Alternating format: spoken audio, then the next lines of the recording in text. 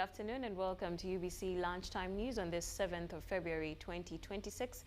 My name is Moureen Babirye and this is what is happening in the country today. Now, the President Yoweri Kaguta Museveni has congratulated the people of Kabale and Uganda at large for the unwavering support given to FRONASA, also NRA fighters, during the armed struggles that ushered into power the current NRM government. Museveni made these remarks at Kabale National Teachers College playgrounds during the 45th Tarehe Sita celebrations, attributing the sacrifices and gains made through liberation struggles. We have a report.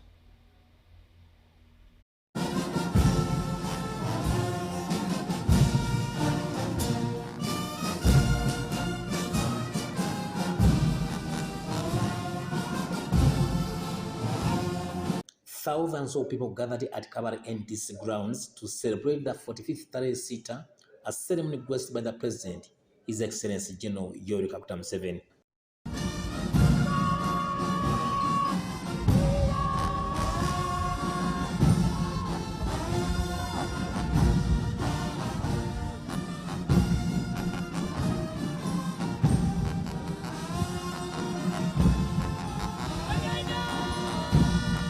The President first commissioned the amendment in Kabale municipality grounds in honor of FRONASA fighters who were executed by former President Idi Amin Dada following unsuccessful attack by FRONASA fighters on Simba Barracks in 1970s.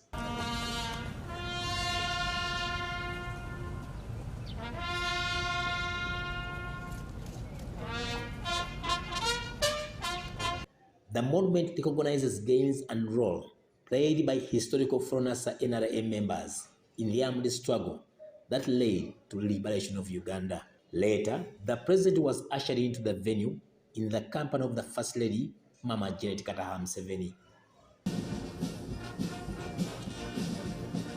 The armed forces showcased the mighty military parade performances by all security forces. Thank the people of Kigezi for the enthusiasm they showed us throughout this period spanning back November. Abanyakigezi mwebale munonga. The people of Uganda have indeed vindicated themselves very well. Well done to all Ugandans and Happy New Year to all of you. Your Excellency, on behalf of the officers and men of the UPDF and the entire security system in Uganda, we offer our profound congratulations to you upon your well-deserved election victory. During his speech, President Museveni attributed the sacrifices made by the earlier FRONASA fighters during the liberation struggles in 1970s. Because today we are celebrating Tarehe Sita, but also celebrating the victory we had recently in the elections. We are celebrating both. Now, I started coming to Kabale in 1964 when we came to play cricket with the Butobere. Then I came to Kabale in the resistance against Idi Amin when I came to see Karambuzi, the Tuari. Museveni saluted the security forces for the peace enjoyed during the recent general elections, with the NRM winning over the landslide margin.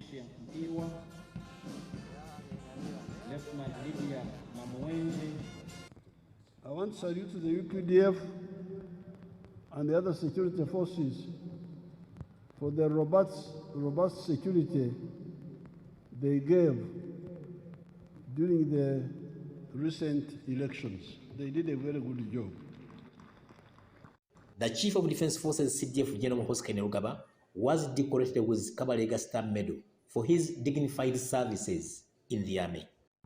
The second highest military decoration is awarded for gallantry to resistance officer 08643 General Mhoz Kainerugaba, the UPDF Chief of Defense Forces.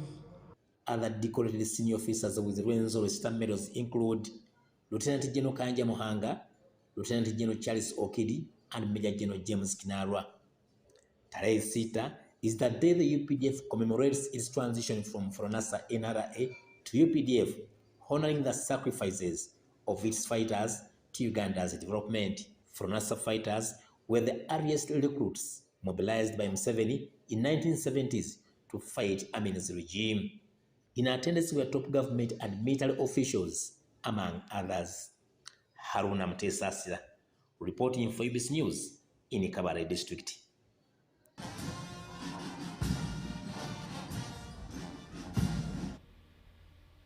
Thank you, Haruna, for that report. Now, the Public Service Commission has concluded a 3-day administration of aptitude tests for candidates seeking appointment to district, local government, and city service.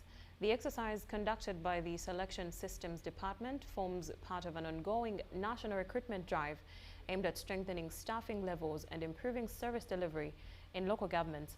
Of the 303 candidates invited, 279 turned up to compete for 14 available positions across 4 districts and cities. I start with the turn-up. The turn-up has been good. We achieved, I think, over 90%. Because out of 75 candidates, we registered 70. 70 or 69. They've turned up. The discipline is okay. We thank the ministry team for the positive response. And of course, the host school, that is Impaka Secondary, for always accepting to work with us and organizing for us the venue. The hall was clean and well organized. The overall assessment, the exercise was quite smooth, peaceful, and it went on well. The candidates responded to the instructions well, and the place was neat and organized enough for the exercise, and I can say it was quite good. Overall, the assessment is good. Contrary to where we have been before, I think this one was quite smooth. No major incidents, no hiccups. You just find the place ready, the district ready, the city service commissions ready, and you administer the exam in the allocated time, and that's it. It's been good. From here we do the assessment, that is marking, then you do data entry, data analysis, and then you dispatch the results to the respective service commissions. The development, Kasese High Court has remanded 5 more suspects to Maluku Government Prison on charges of alleged terrorism financing, aggravated robbery, murder, and treason. The crimes were committed on November 1st, 2025, when the suspects, together with others at large, attacked a military barracks and police installations in the Rwenzori region.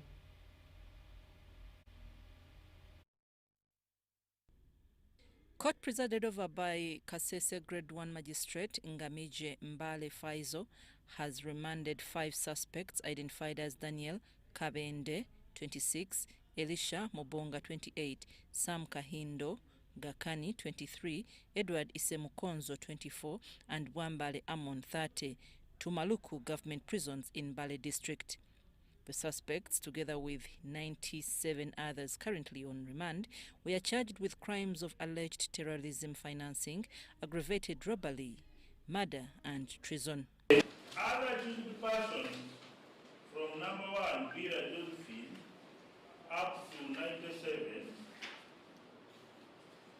have not been produced in court today, but there was an arrangement.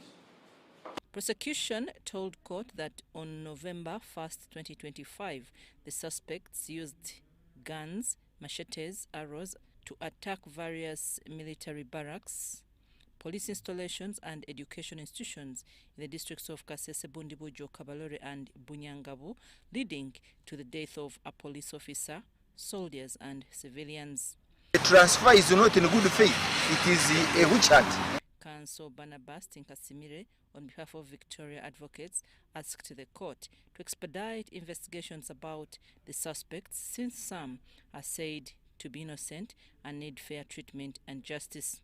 He said some suspects were sickly and needed special treatment, and requested court to at least allow suspects to appear via audio-visual link or Zoom to ascertain their physical health conditions. We are talking about Mubuya Stephen, who is accused number 89. Being frail, being sick, he should be able to see that actually he's sick. He's not well. When the state says that prison authorities have expert doctors, we should be able to see no sick inmate appearing on Zoom. The five will be brought back to court on February 29th, 2026 for mention. Some of the suspects' relatives expressed regret over long confinement of suspects and denial to meet their children.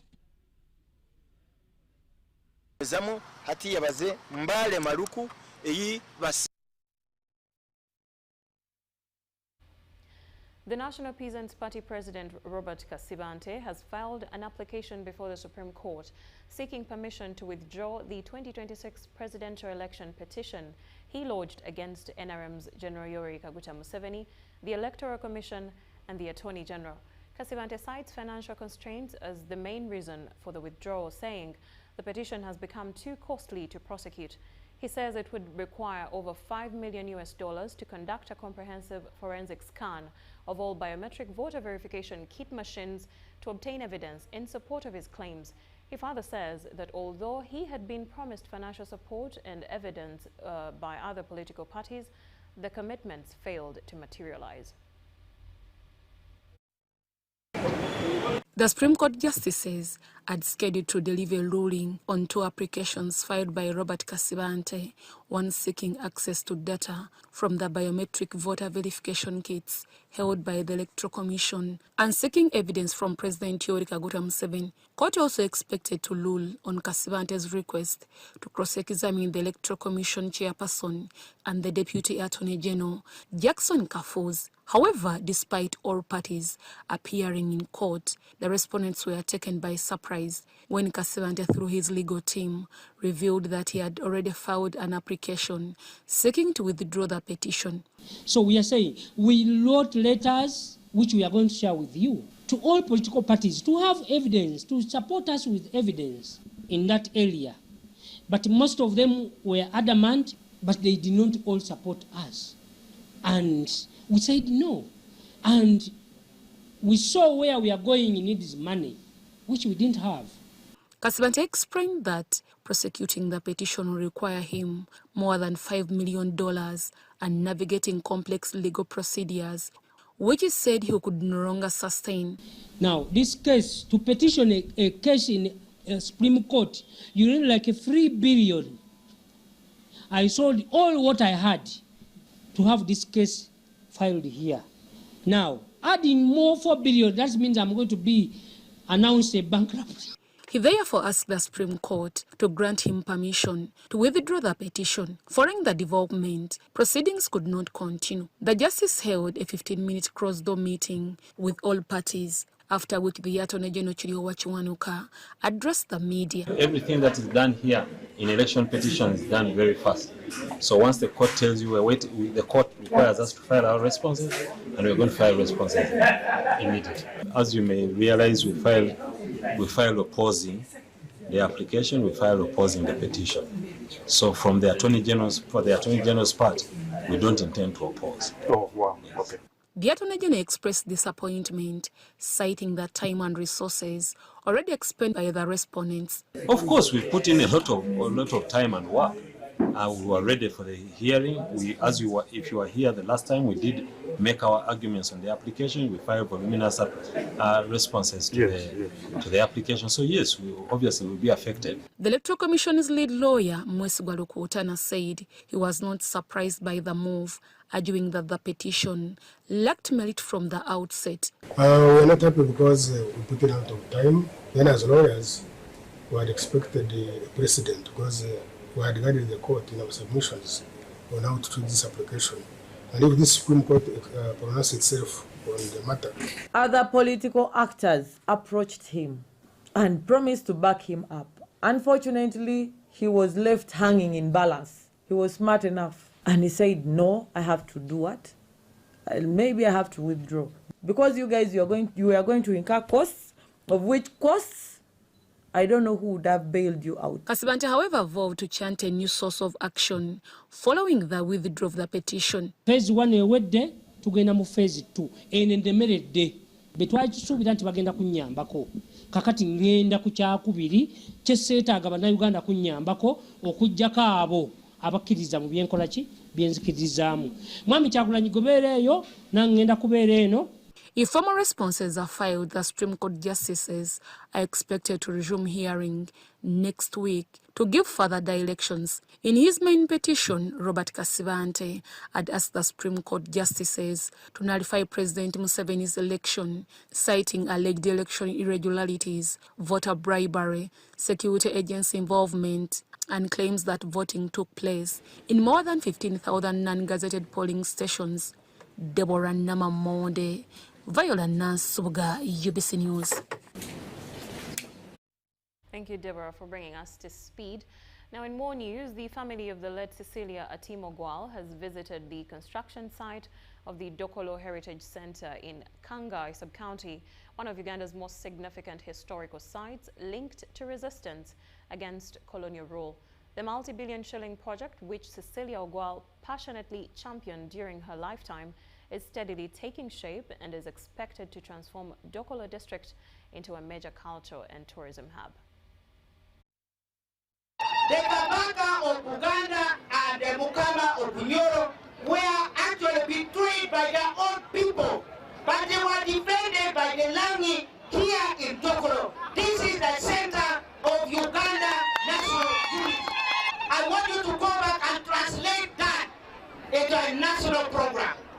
We must have a cultural tourist center in Dokolo, in Kangai.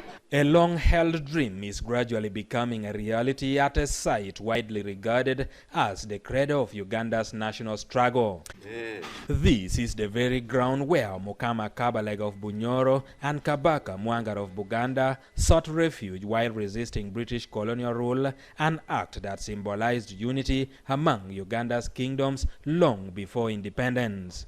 On this historic land now stands the Dokolo Heritage Center, a project passionately advocated for by the late Cecilia Atimogwal.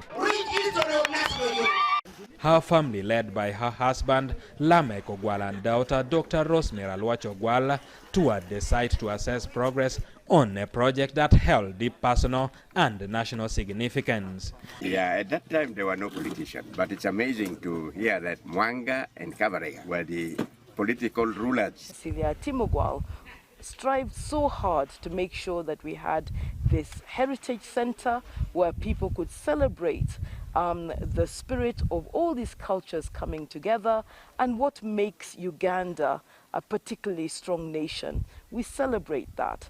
Not only her vision, but also the current government that have funded this significant project.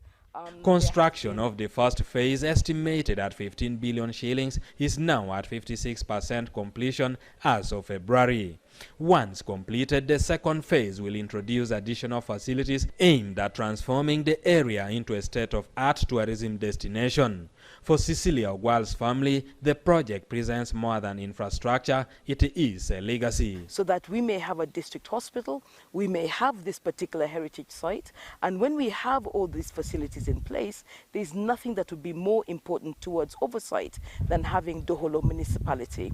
Doholo municipality is also one of the requests that the late Honorable Atat Cecilia Ogwal made to her brother, the president, and to everybody else, so that we can oversee all this public investment that has been put here. Local leaders say the Heritage Center is among the biggest development projects ever undertaken in Dokolo district. And it will boost the local revenue, Kangai Town Council and Dokolo as well. Residents say the development is long overdue. Why these people stayed for 5 years here and even the British could not get them. It was a thicket, which moving for a kilometer would take you 2 weeks. In 2021, during the Women's Day celebration in Dokolo, Cecilia Ogwal publicly appealed to the government to develop the site, describing it as the cradle of Uganda's national unity. Shortly after her passing, the project was launched, with the national leaders acknowledging her relentless advocacy. Beyond the Heritage Center, her family continues to champion causes she cared deeply about, including youth sports development and affordable housing for vulnerable elderly people. Eddie Ulwa, UBC News.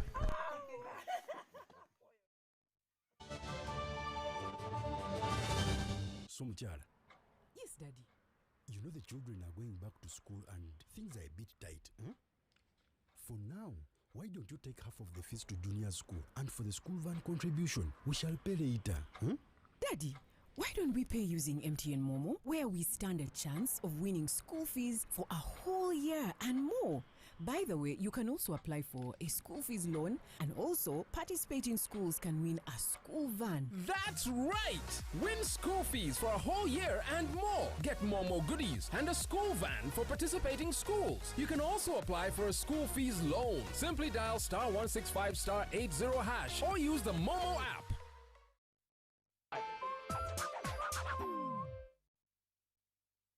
My question is, what is the difference between rental tax and income tax? How comes I'm paying both taxes on my own premises? If you want to have a tin, but you are not making any income from your business, you should take on the obligation to continue filing your nil return. Commissioner General, to invest in taxation. When people understand taxes and they know the importance of taxes and they know the fair assessment of these taxes they're supposed to pay, I think everybody will embrace taxation. As banning groupage cargo, clearance protects small traders who cannot afford to import full container loads individually and rely on consolidation to remain competitive. Cargo to come in groupage is consolidation, it's legitimate, and we can't ban it.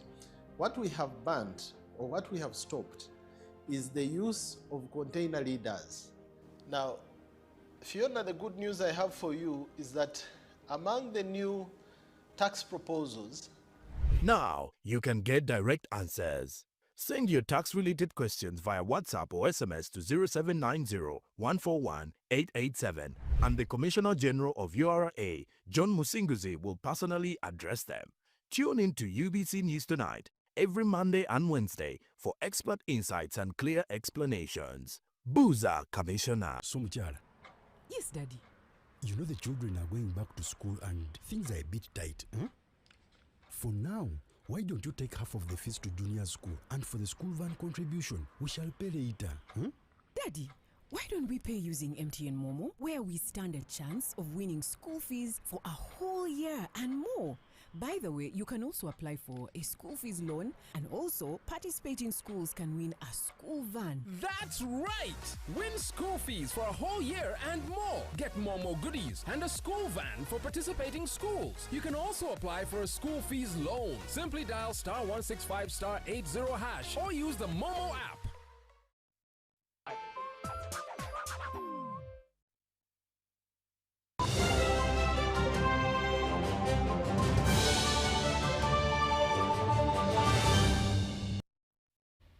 Welcome back from the break. Now in our business news, district security officials in Kampala have issued a stern warning to street vendors, hawkers and border riders operating without gazetted stages to vacate the streets of the city before Monday next week.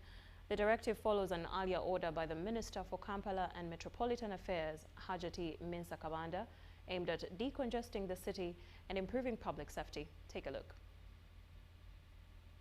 According to the Resident City Commissioner, Kampala District, Hajuma Lule, and the Deputy RCC Kampala Central, Nsobuga Shafik Ali, the growing number of street vendors and ungazetted border stages has significantly contributed to rising street crime and traffic congestion. We want all the streets of Kampala to be free of roadside traders. Those who have moved out of the markets, please go back to the markets. If you know you've moved out of the shops, please get back the things and take them back to the shop. Nja kuwagira etteeka lya gavumenti ero tugatambulira wamu nalyo naye nsaba mbagirawo KCCA esale amagezi ku bantu bafweegeno bateeka mu budde okubeera nti nabo tutambula nabo tubaagala nnyo ku lwa famiri zaabwe ze baliisa n'ebirala. They say the situation has led to the narrowing of roads, making it difficult for motorists and pedestrians to move freely, while also creating opportunities for criminal activities. Our motorized roads, let them please leave all the wide roads wide as they are, leave them so that the traffic can flow very, very well. So starting next week, I'm committing myself. I'll lead all the teams of security. They will be on ground for this operation to keep Kampala clean. Kampala streets must be as clean as possible, free from all the Babtembei, free from all the unlawful traders. Please put yourselves in order so that we can have a clean Kampala. Ekinyumo kibadde kingi nnyo ku batembeeyi kusadi y'abatembeeyi okuba nti balina obulabe bwe batuusizza ku bannayuganda. Yagalagaana nze nga bagamba njogera ebiwoma n'ebikaawa. Enguudo zibadde zifunze. Enguudo ezifunda passage y'abantu n'emmoloka n'ebirala tuyitira. Ensonga endala abasala ensawo badde bakomyewo e Kampala baali bakola ki? Bakozesa omujjuzo ogwo ne bakola ki ne bajjawo. The officials revealed that enforcement of the eviction order will begin on Monday, February 9th, 2026, targeting street vendors and border riders operating illegally within Kampala's central business areas. If those people who are selling items outside are not from the shops, we are coming, we shall remove them. Starting next week, Monday, we shall be on the roads. We want all the roads clear. Where is the pedestrian street, let it be pedestrians. Kwatagana ne KCCA okubeera nti sanite eddawo oba abantu bano bakwatibwa bulungi baleme kukwata enforcement eyo. So njagala security teams zaffe zegatteko office yange egatte ne enforcement abantu baffe tubeere nga tusobola okubasengula mu mbeera esinga okuba nti nnungi. The RCCs explained that congestion caused by illegal vendors and border stages has made crime prevention difficult, with criminals taking advantage of crowded streets. Friends, the borders, please also behave. Where there are no stages, please remove your border. Go to the gazetted border stages. This one I'm sounding the last warning to all my friends, the border. Please, the leadership of the borders, in all the 5 divisions, please get back the border, take it to your stage. If you don't have a stage, we are going to deal with you. They further thanked President Yoweri Museveni for what they described as peaceful presidential election victory, noting that Kampala experienced a calm electoral process. I'm glad that His Excellency Yoweri Kaguta Museveni, the General, had a landslide victory. That is very, very comforting to all Ugandans and us in Kampala who are taking care of the capital city. We are indeed grateful to whoever participated in this election. One comes to the President, the Republic of Uganda, yayitamu mukalulu bulungi nnyo. Ate n'ayitamu n'abantu nga bamukokoloseki bamulonze amicably nga twali ki tabula yonna. Security officials also applauded the government for development programs promised to Kampala residents, including the Parish Development Model PDM and other initiatives. They say they have been well received by city dwellers. Because wherever the president visited, actually the president, we can say that he was even ahead. He was ahead of the elections. You remember that before he started the campaigns, he had toured the country. He toured Kampala, all the 5 divisions, and we hosted him. Whatever he pledged, he fulfilled. Yokubeera nti mukama waffe president w'eggwanga programs yaleeta PDM zakoze ensonga y'amaanyi nnyo. Bannayuganda abawejjerese president bakulonze. Jamila Sekaja compiled for you this report.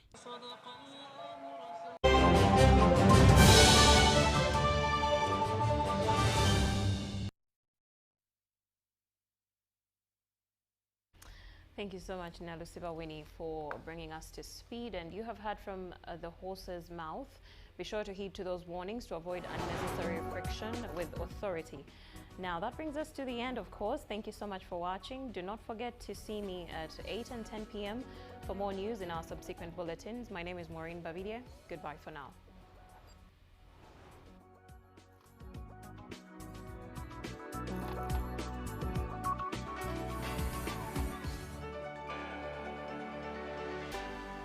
UBC, inspiring.